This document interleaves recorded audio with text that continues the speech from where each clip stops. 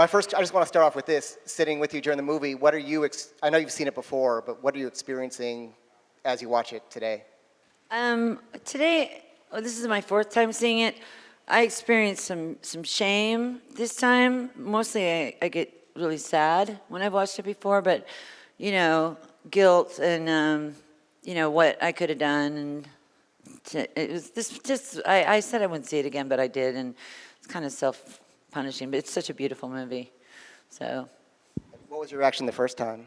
The first time was getting to spend, I saw it with Francis and just me and Brett, and it was beautiful because I got to spend a little more time with Kurt and Francis and stuff. Senor, yeah. And let me ask you, Brett, you made this film in part for Francis, and what was the message you wanted to convey? Well, when I met her the first time, we were shaking hands, and she said something along the lines of, you know, I just met you, and I know you more than I know my father, because I have no memories of him. I was 20 months old. And I sensed, as a father, that she had a very complicated relationship with Kurt. And I wasn't sure how much she knew or how much she didn't know, but in a way, I felt that there was an opportunity to bridge the gap. And that's a lot more than, you know, entertaining people, which is what I usually do. And and I think, you know, when I showed her the film, when it was finished, she said, you know, thank you for giving me a couple hours with my father I never had. And it was, you know, I mean, what greater reward as a filmmaker could you possibly get than that sort of response? So. Cool. If there's some tissues or something, someone can just bring those up. And man, it's an intense movie, man. It is an intense movie. And one thing I really want to ask is having the courage to actually just let Brett go crazy in the storage lockers with all your material and just to trust him to do this film. Why? Why and how? Because I really like him, and I trust him, and I just wanted someone to tell the truth, you know? So, and you majored in mythology, right? Okay. So there's a lot of myths. And I really wanted someone to tell the truth. And I didn't want to micromanage them. And he told me about a documentary he made with somebody, I won't say who, but someone micromanaged him, so I didn't want to do that. I didn't have any interest in it. And I'd seen the kid stays in the picture, and I just knew he was the right guy, and I liked him a lot. I have to say, you know, I knew there would be a lot of questions about providence and authorship on this film. And, you know, I almost challenge anyone in this room to right now hand me the keys to your house and your storage facility, and I'll see you in 2 years. Because what Courtney did was one of, the most generous thing anyone's ever given to me as a filmmaker, which was absolute trust and respect. And you know, I think it was just a total, completely courageous of you. And honestly, I wouldn't do it myself. Like, and I asked myself plenty of times, why did she do this? This is just nuts, because it could have gone any direction. I mean, you know.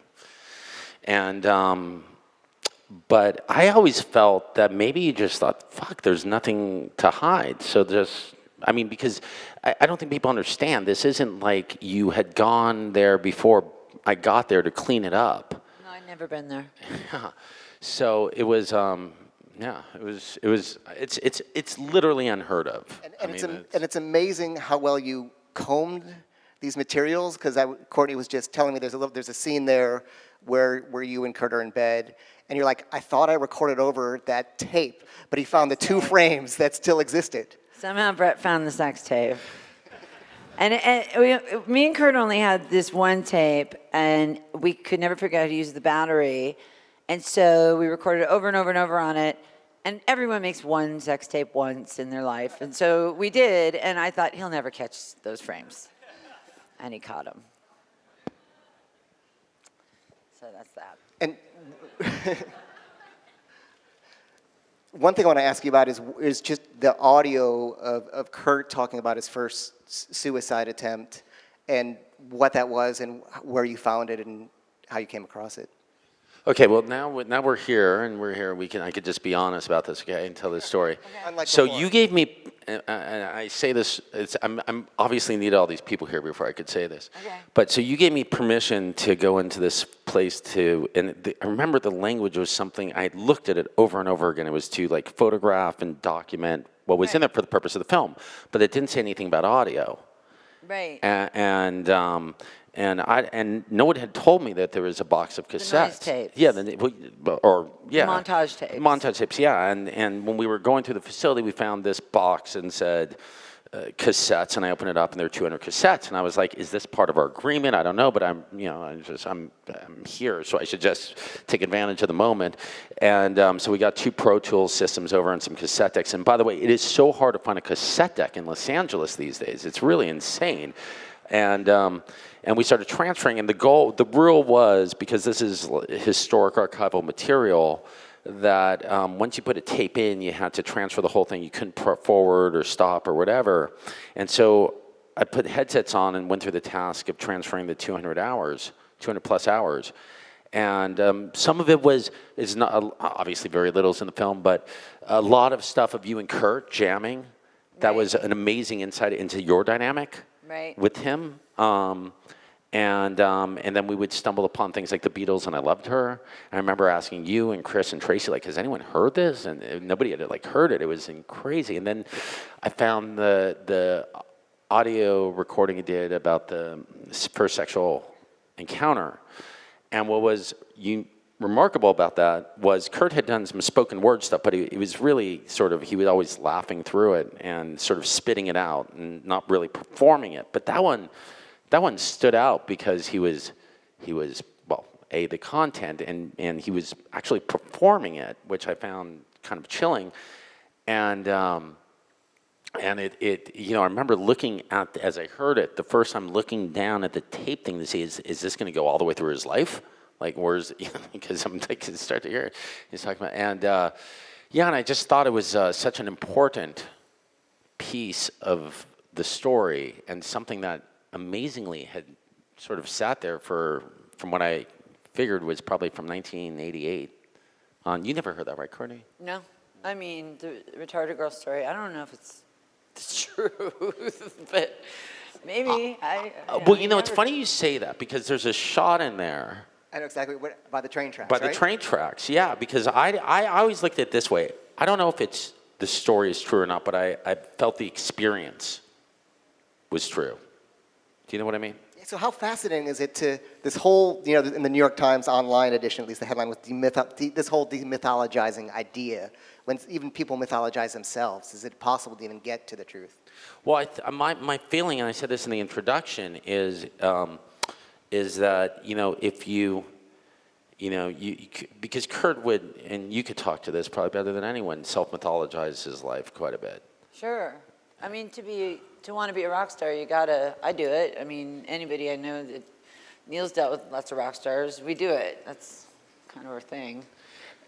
Did you tell me at some point that you guys used to compete about who had the worst childhood? Yeah. Totally. Yeah, we would do the Dickens thing, and I mean, it stopped. A little too intimate, but yeah, we would compete about who had the worst childhood. Yeah. Yes. So I think that what I found was I listened to all the interviews Kurt had ever done, and then I was looking at all this material in the storage facility and the audio, and I felt such a disconnect between the voice, the cadence and the texture of the voice as filtered through the media versus the unfiltered voice.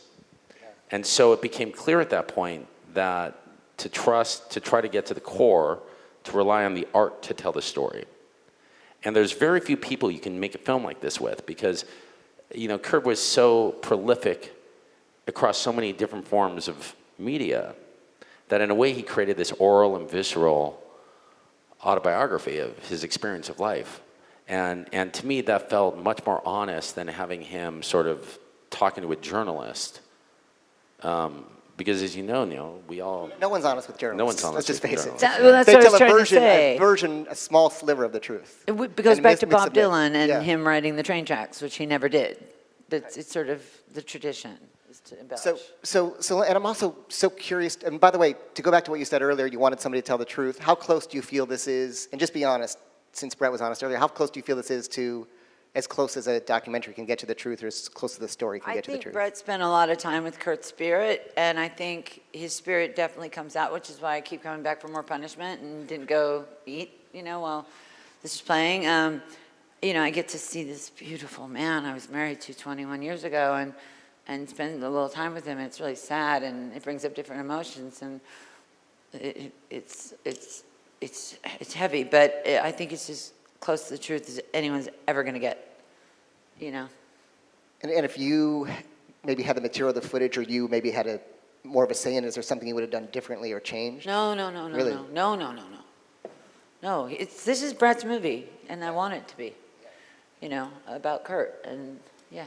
And I want to ask you, Brett, I'm curious that when I write a book with somebody, I really, and I feel like you did this here, I try to see the world through their eyes. And what's so great about this is you really come as close as you can to seeing the world through someone else's eyes. How blurred did that line get? How much, wading through all that and trying to empathize to that degree? This felt personal. All films are personal, but I've spent most of my career making films about older men and their life and people in their, who came of age in the 30s and 40s and 50s, like Mick Jagger and Bob Evans. And I found myself amazed at how much I was relating to with Kurt. And it felt in many ways like the first sort of documentary of the first sort of, I hate to say this word, but the first sort of Gen X documentary, because most people are still writing out their script. But it just felt like it felt like a film about Kurt, but a film about our whole generation. And there's this thing that I remember feeling like where Kurt's parents were 5 years older, they would have probably never got divorced, and if they were 5 years younger, they would have never got married. So it's very specific, and you and I are probably this close in age. I still have some, but I don't know. And it just felt, I knew all of those cultural influences and those feelings, and it just felt very personal. Even though, and it's weird, man. It's weird for me to talk about Kurt. I have to do these interviews where I didn't know Kurt. It's obvious. We're in the hallway, and people are coming up to you and asking you questions as if you're his representative. It's very bizarre. It's the worst position to be in, but in a way, it's a great.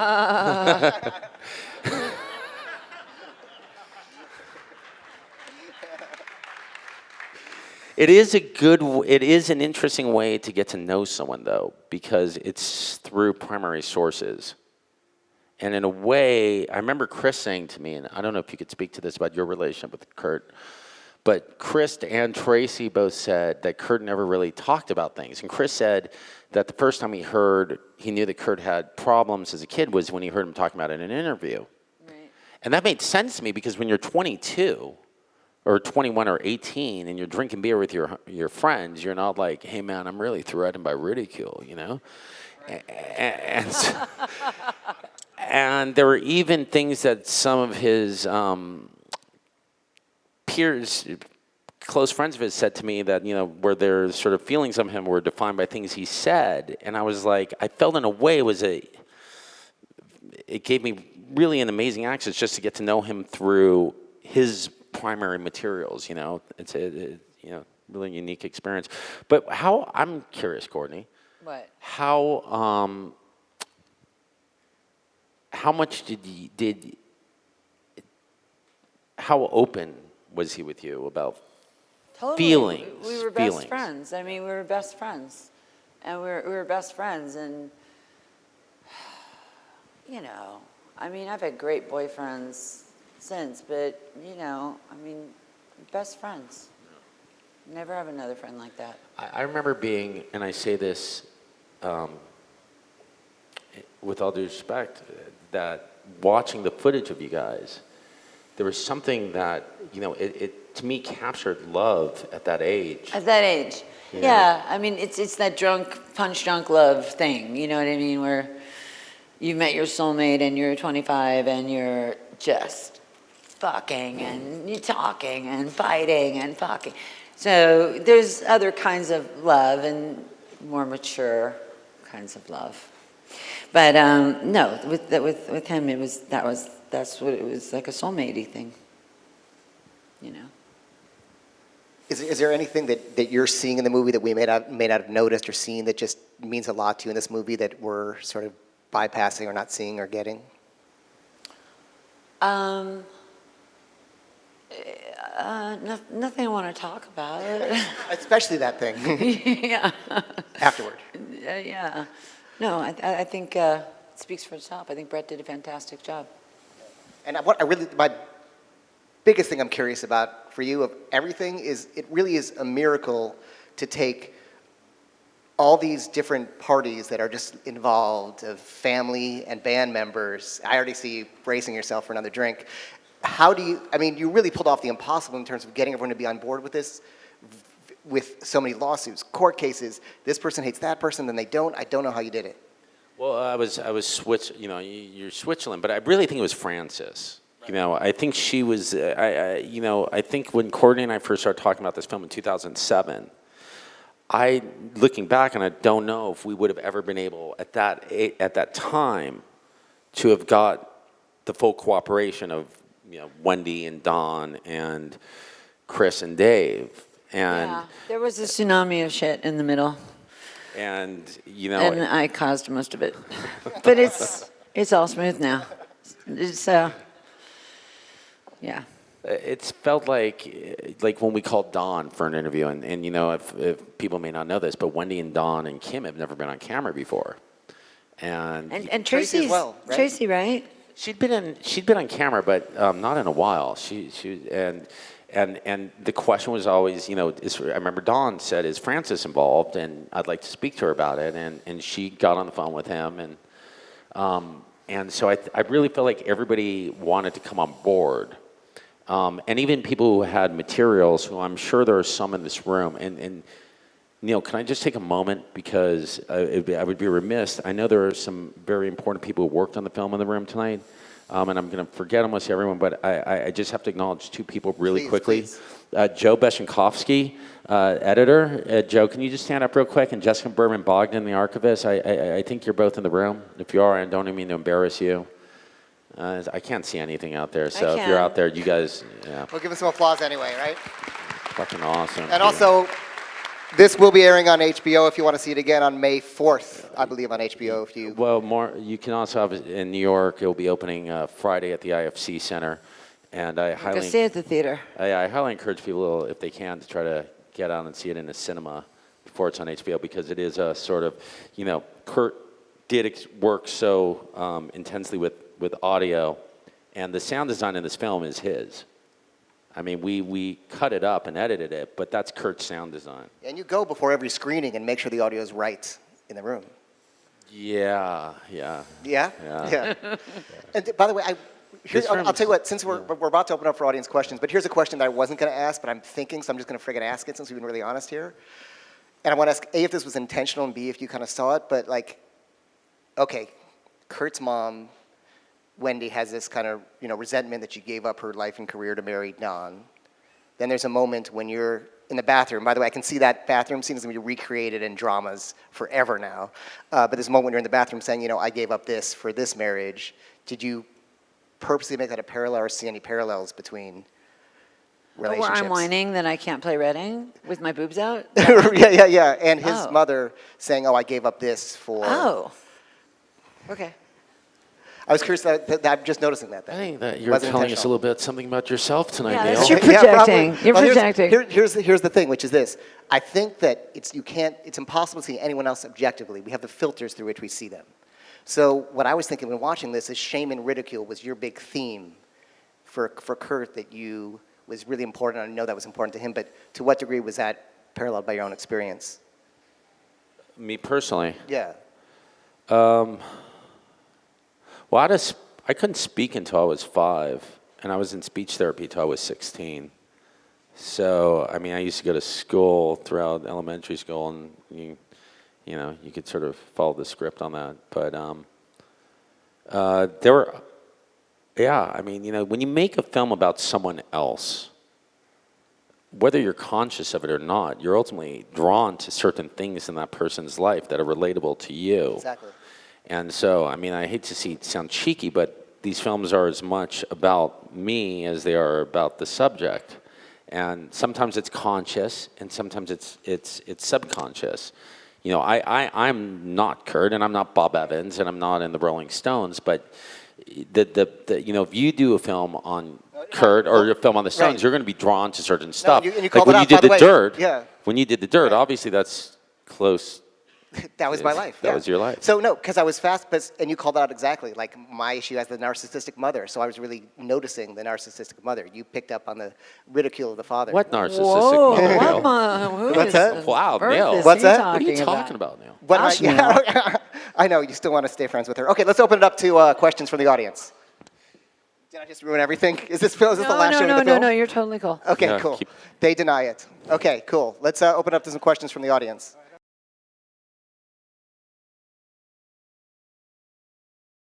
Oh, Did you have no. somebody? This is weird. I'm going to question. actually let Brett explain this, but I had this member of my band named Eric Erlinson, and Eric, I kind of used to date Eric. And then Eric would come over to our house, and he would shoot really intimate stuff of me and Kurt. So when you really realize, and I love Eric, he's a great friend, but when you realize it's Eric shooting that, it's kind of, Creepy. yeah, It's okay. creepy. So, Thank you. thank Yeah. you. Well, that creeped I me love out that you asked that because question, yeah. he came over and he said, "I have this tape, but I don't know what's on it. And can you get a high 8 deck?" Another thing that's difficult to get these days. And we got a high 8 deck, and he came over and we were screening it, and there was. Forgive me, Eric, if he ever hears this, but there was part of me that had to like downplay how excited I was to see the tape because I didn't want to get jacked. So I was like, yeah, it's good. And then at one point I stopped when it was like, you guys in the bathroom, I go, I'm sorry, what's your relationship to them? I'm a little confused. And he goes, well, I used to go out with Courtney. And I was like, oh, that's fucking weird, man. I was like, you know what was weird too, which always bugged me out a little bit, is that I would think like this, like if if you two are together and I'm Eric, right? And I'm the ex-boyfriend, like either my thought would be you would either be very possessor, like this is my girl, or like totally not wanting to touch her because you didn't want to make him uncomfortable. But Kurt kind of was neither. It was like as if Eric, it was really interesting. That's just the way Eric is. Yeah. We, Sort of, Yeah. wow. He's Eric. Yeah. Anyway, let's move on. All right, next question.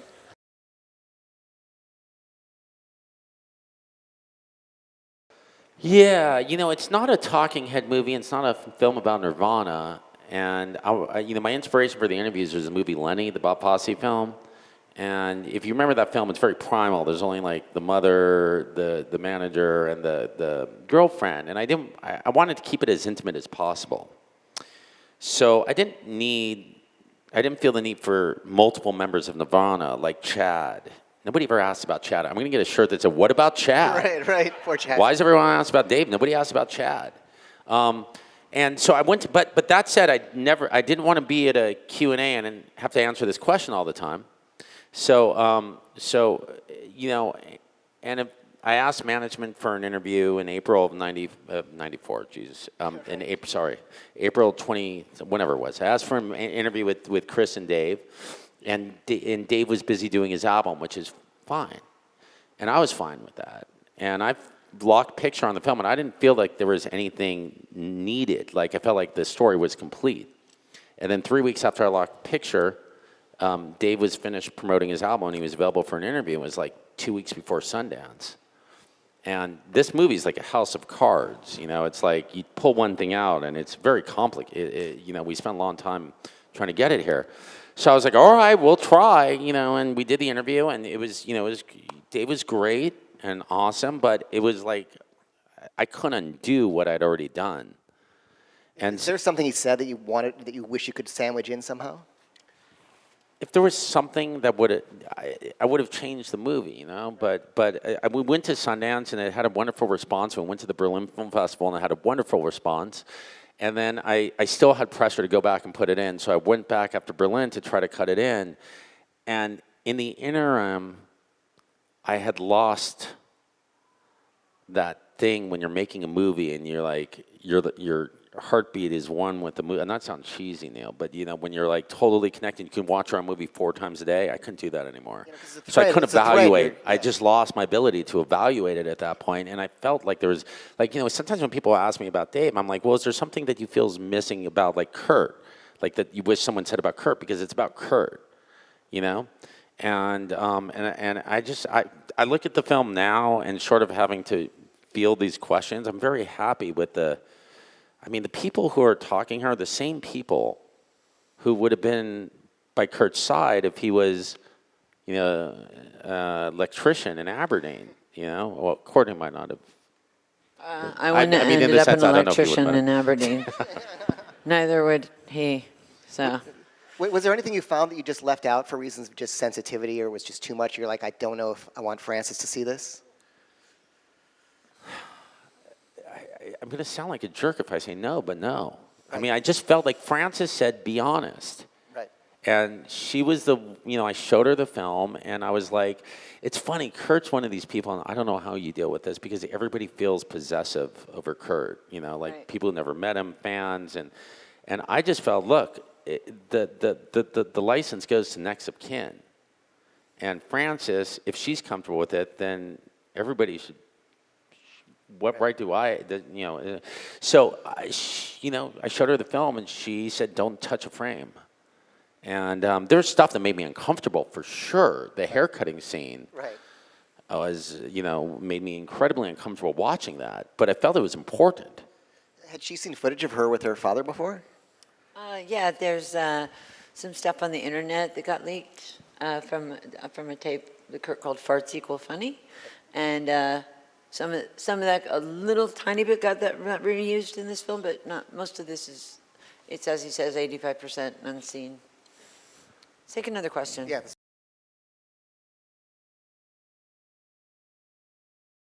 There's 2 types of animation in the film. There's the representations of Kurt, and then there's the journals. The journals and all of Kurt's artwork were done by a brilliant artist named Stefan Nadelman, who I think is the best motion graphics artist that I've ever experienced.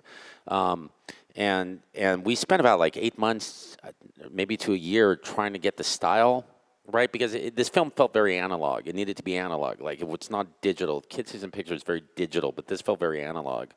And because of that time, I was in the storage facility, and I kept thinking, like, well, at any second, you and Francis could change your mind. So I was just trying to shoot the pages, and we were shooting on an animation stand. So all Stefan had to work with was one photograph at a 90-degree angle, straight down with 1-to-1 lighting. And but the way I think of photo animation is no different than a director walking onto a sound stage and the set's there, but there's no lights, and the camera hasn't been placed. And you could take that same set and turn it into a haunted house, or you could take that same set and turn it into Morning in America. And so we took every page. We must have done 20, up to 20, 30 passes to try to get the right tone and the right grain and the right texture and the right lighting to give it the emotional resonance it needed. And the other stuff, the representations of Kurt, were done by a brilliant Dutch artist named Hisko Hussing. And he had done a movie called Junkyard, and he does everything by hand. He did 6,000 drawings and 58 oil paintings to get that look.